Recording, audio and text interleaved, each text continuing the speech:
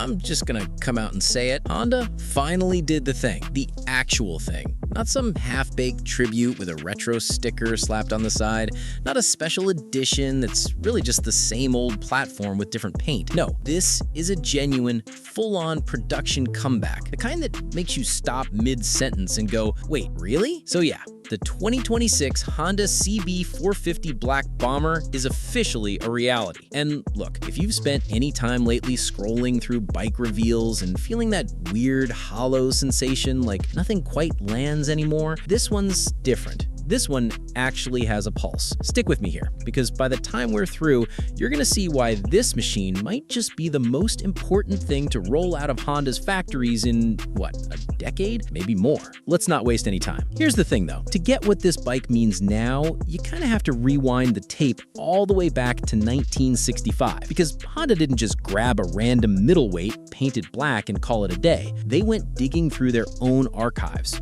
like dust off the blueprints level of commitment. Picture it, Honda shows up in America with this wild 444cc DOHC parallel twin, double overhead cams mind you, at a time when that kind of tech was basically reserved for factory race bikes and nothing else. The Brits, oh, they laughed at first. Then came the panic, because this little upstart from Japan had just made their beloved Triumphs and Nortons look positively ancient. Get this, the original Black Bomber was so advanced that it actually got disqualified from production racing in England. Officials claimed it was basically a race bike in street clothes. That's the bar they set for themselves. That's the ghost they had to wrestle with. And honestly, they totally nailed it. So what's under the tank this time around? A 471cc liquid-cooled parallel twin, up from the original's 444, which brings it nicely in line with modern middleweight expectations without losing that classic twin feel. Honda massaged this engine specifically for low to mid-range grunt, thinking about the kind of roads most of us actually ride. We're looking at roughly 43 horses and 32 pound-feet of torque, with the meaty part of the power band showing up between 4,000 and 7,500 RPM. This isn't some high-strung screamer that needs to be wrung out like a dish rag. Nah, it's a street brawler, built for stoplights and back roads and the occasional highway blast. And the sound.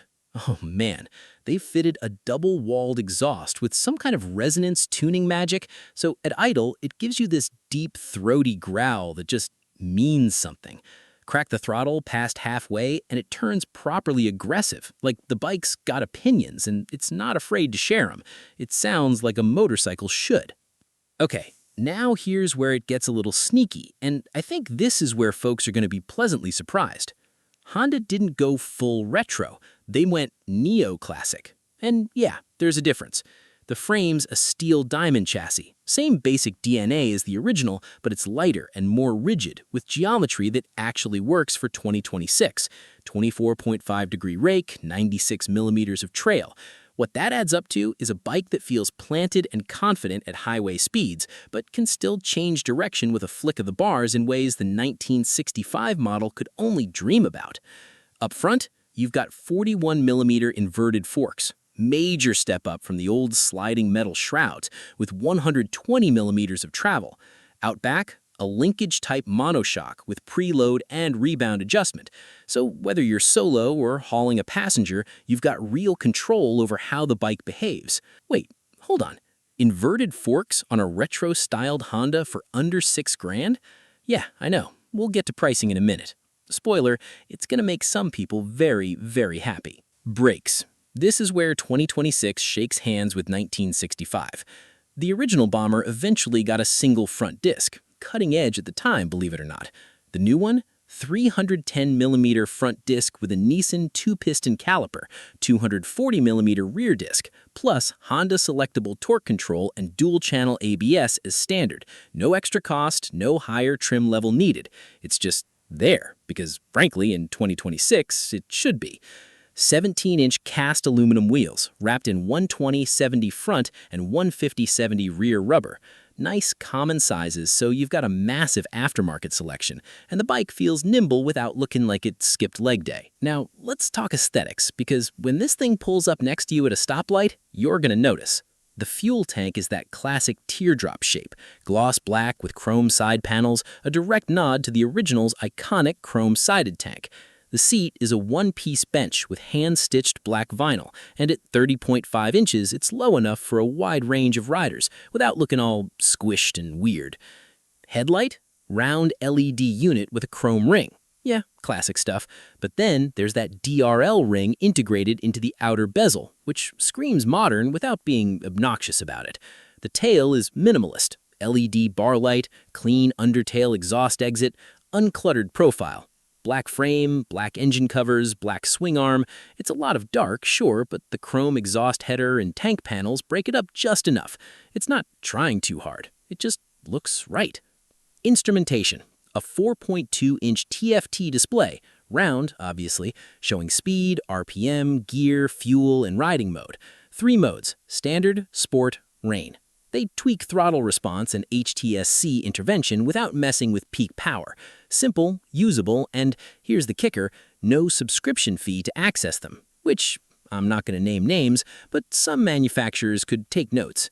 USB-C port tucked into the left side panel. Keyless ignition, standard. Dry weight, 408 pounds, which for a steel-framed, chrome-accented bike with real suspension hardware is genuinely impressive. All right, gotta pause here and be straight with you. Everything you just heard, the specs, the styling, the price, the forks, the screen, all of it, that's what this bike would be if Honda had actually pulled the trigger. The 2026 Honda CB450 Black Bomber is a concept. No official production announcement, not yet. What you just watched was a vision, a deep dive into what this revival could be and should look like if Honda decides to bring one of the most important motorcycles in their history back to life. And honestly, after everything we laid out, the question isn't whether Honda can build this bike, it's why they haven't already. If you want this to happen, and I suspect you do, you know what to do. Drop a comment. Let Honda's social team find this video, because this is the bike the market is asking for, whether they realize it yet or not. And while you're sitting there thinking about what the Black Bomber could be, go ahead and check out the video on screen right now. Another Motometrics deep dive into a bike that deserves more love than it's getting. If you're new here, hit that subscribe button. We'll catch you in the next one.